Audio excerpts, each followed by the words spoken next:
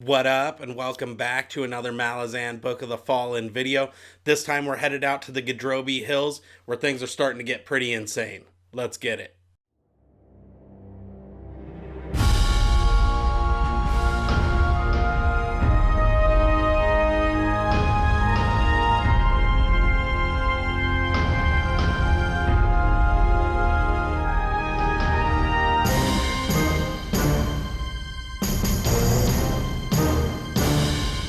Quick note before we dive in, I'm going back to Malazan because you know what? I tried doing it the author's way. I get so many different comments about the way I pronounce it, and so nothing seems to be totally right. So I'm going with the one that I started with in my head, Malazan, and we're all just going to have to live with it. So we pick up with Lorne, who's kind of snapping back to reality. She's been totally getting depressed traveling with Tool the entire time, but she's starting to get her eye back on the prize on her overall objective. You could tell that trip with Tool is really wearing on her. She's like looking at him and just thinking about how idiotic and selfish, etc., that civilizations can be, and she starts to think a lot about futility and looking at kind of what's become of the eye mass and can't help but see that the human civilization and the Malazans are kind of taking things back in that same direction. But Tool also does some serious education for Lorne along the way. So he tells her about how his Warren, Talon, is also like a time, kind of like the time of Pran Cole from Krupp's Dream, right? That it's not just the Warren, but it's actually like a location and a point in time. And so even though the Jaghut Warren Amtos Falak is different than Talon, they kind of touch each other and are of the same flavor because they're all kind of that elder period. So that's kind of one of the reasons why nobody's found the Jaghut barrow yet, is because it's, not just buried in the ground in the Gadrobi Hills outside Darujistan. It's also like encased within Amtos Falak, which people don't really access in the kind of Malazan world, and so that's what makes it kind of doubly hard. You not just have to find the entryway, then you got to be able to access that warren where they're keeping them all tied up. Obviously, as time goes on, and I'm definitely going to do a kind of Warren breakdown video, we find out more about these Elder Warrens and where they come from, but I think for now, it suffices just to note that they're related and they're both these kind of elder magics, and so Talon and Amtos Falak touch because they're, again, kind of that same flavor. Also part of Lorne's education, we just find out like how badass this Jaghut tyrant that they're going to free actually is. Tool tells her about how he could easily just like enslave the entire world. In fact, that's why they sent Tool instead of like a bone caster, which are like the IMAS mages. That's because if Tool gets taken down or enslaved or something like that, A, he's kind of clanless, so nobody's going to have to come to the rescue to get enslaved themselves, but B, he can't really do that much damage if he's possessed by this Jaghut tyrant. Whereas if it was a bone caster, he would basically take that mage over and be just like doubly powerful and just be able to lay waste to pretty much whatever he wants. And he even says how he could kind of challenge and kill off the gods. So this is just more of that theme, which I think runs counter to, our world and society, where we think of gods as like immortal, but we keep getting this idea that the gods can be killed. And one of the ways that Tool says is if one of these Jaghuts gets hold of a seriously powerful mage. Lorne starts tripping out and second guessing, like, what are we actually doing then? If this guy's like such a G and we're going to create so much problems, she's like, danger, why are we doing this? He tells her a lot about Anomander Rake's sword and kind of how it's a portal and all these souls that he kills are captured inside of it.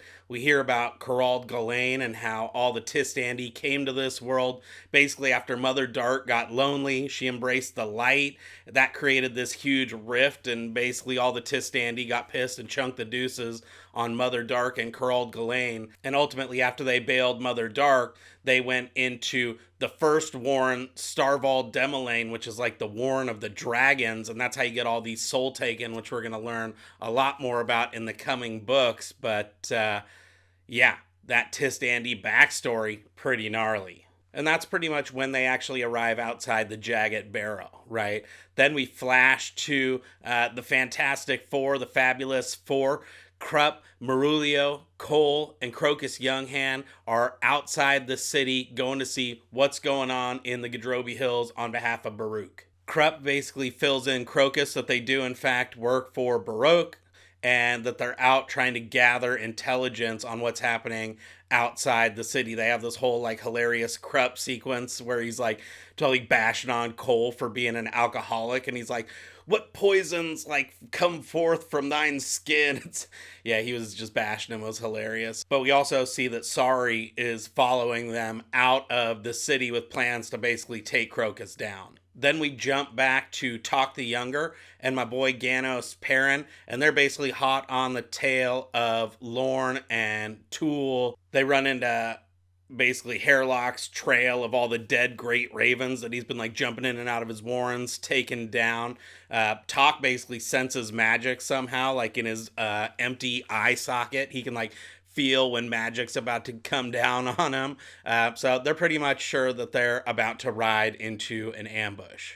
We see Quick Ben in his tent at this time, like tracking Hairlock through the warrens, and he's like, what the hell is Hairlock doing out on the Rivi Plain? We jump back to Perrin and see that, he's sitting there thinking about what's going to happen to Talk, and he knows he's like kind of protected by Oppen at this point, but he's pretty sure like Talk's going to go down. He feels bad about that, but he's like, I got to get my revenge. He's like super single-minded at this point in time. Still, he does say like, look, if it gets super gnarly, just bail out, go tell Whiskey Jack what's going on, and leave it at that. But they don't really have much time to chat because right at that moment, Hairlock pops out of his warren, totally shreds Perrin's horse. He like rips open a warren, blows Talk off his horse through the warren, and then he like sits there, classic like talkative bad guy movie scene where he's like talking about how pumped he is to get ready to kill Perrin and how much he hates him, and he's just like super insane at this point. And talks too long, classic example. And who shows up? The Hounds of Shadow, who Quick Ben had basically called in pursuant to that deal that he made with Shadowthrone. Hairlock basically has a code brown, right? Quick Ben's like watching all this stuff from his tent, wondering what the hell's going on. Where's Tattersail? What the hell's Ganos Perrin doing out on the Rivi Plain at this point? And so just is just starting to get crazy and all blow up. The pacing on this is super quick because then we jump back to Adjunct Lorne. She's sitting there going, dude, we are idiots. What the hell are we doing freeing this Jaghut tyrant? She walks like up over this rise and sees the Fab Four all there, like Crocus, Krupp, etc. And she doesn't even think. She just straight up charges Cole, the alcoholic, charges her back with his sword and his horse, and she basically takes him down. Marulio rolls up and tries to stab her. In fact, he does stab her in the shoulder, but she like blasts him on the side of the head with her sword. He gets knocked out. Krupp tries to use his warren to attack her, and because she's got the old Odatarl sword, he gets knocked unconscious immediately. And then Crocus is like, dude, what the hell? We didn't mean anyway. It was pretty hilarious. He's like, just leave us alone and we'll be on our way. And she's like, cool, done deal. She's like, bail out and I don't have to kill you. At this point, Sari's basically rolling up on the whole scene as Lorne's about to dip out. She kind of clarifies that Oppen's not really working for the Empire. They just kind of had a coinciding interest in disrupting Shadow. Because again, Oppen's like main concern is getting gods into the game and starting to rearrange the deck. Which again, we'll learn a lot more about later on. That's not too big of a spoiler. But yeah, as she rolls up right as Lorne's about to boogie out, and she's basically set up to 86 Crocus and take him out. Then we jump back to Ganos and Hairlock. He's like still sitting there trash talking, and he is about to boogie out. Right as he's about to do that, though, Quick Ben in the tent cuts his strings right as the Hounds are showing up, and literally Hairlock just flops down like a fish, can't move. He's trapped, and the Hounds roll up and just straight up rip his ass to shreds. Just straight up tinder and kindling for Ganos' fire that night. As soon as the Hounds are done dominating Hairlock, they turn immediately to Ganos because they're still pissed that he stabbed Gear back in Tattersail's apartment, so they're about to take him down. But before they can do that, Anomander Rake shows up out of nowhere, presumably out of his warren, and things start to change pretty quick. He tells the Hounds, like, look, get Shadowthrone out of here. I'm sick of his I got my own agenda going on here, and I won't have him kind of messing things up for me. Ganos is cracking all these like smart ass remarks to Anomander Rake, who's essentially like almost a god. Rake thinks he's like funny, even if he doesn't have like the best sense of humor, but he can kind of like appreciate Ganos' cynicism and stuff. It was pretty funny. Also, can we just take another minute to recognize what a complete badass Anomander Rake is, right? Because Shadowthrone shows up, he's got his hounds, and he's like, don't do it, bro. Don't attack me. I don't want to have to take you guys down.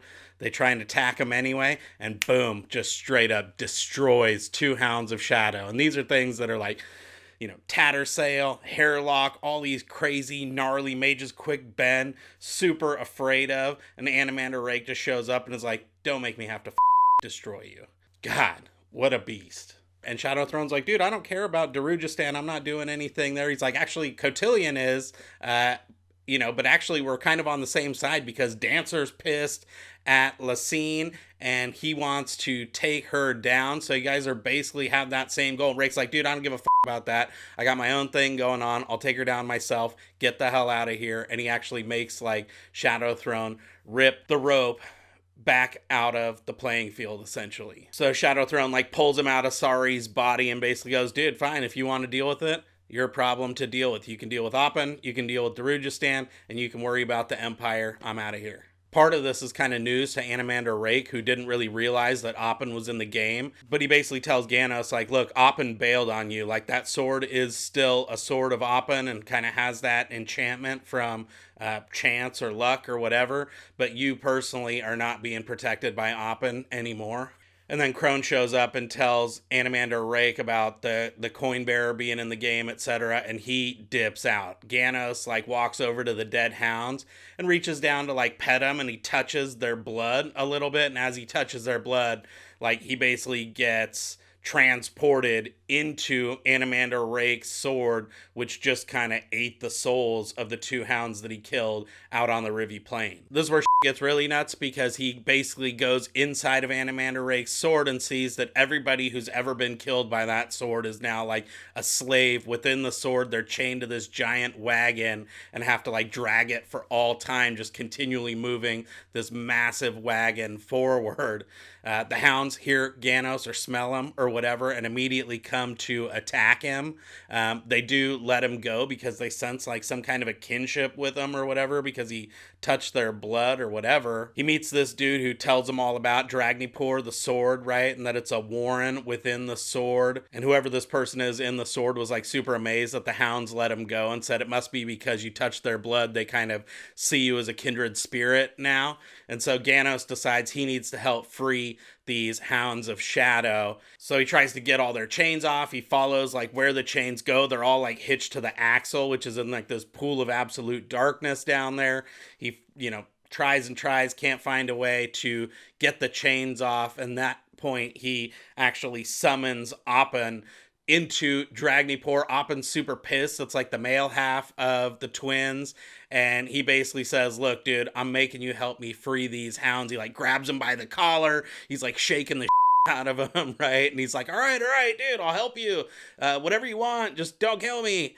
And basically they decide to use Oppen as bait. So Ganos kind of holds him up in front of this like pool of absolute darkness and uses them as bait to piss off the hounds who like come charging to take the god down at the last minute. He chucks them to the ground and the hounds go through into that pool of absolute darkness and pretty much like beyond the reach of that sword. So in a way, we don't really know what happened to him at this point, but they're definitely freed from the sword. And as soon as that happens, he's like immediately transported back to the Gadrobi Hills and just picks right back up on his hunt for Lorne.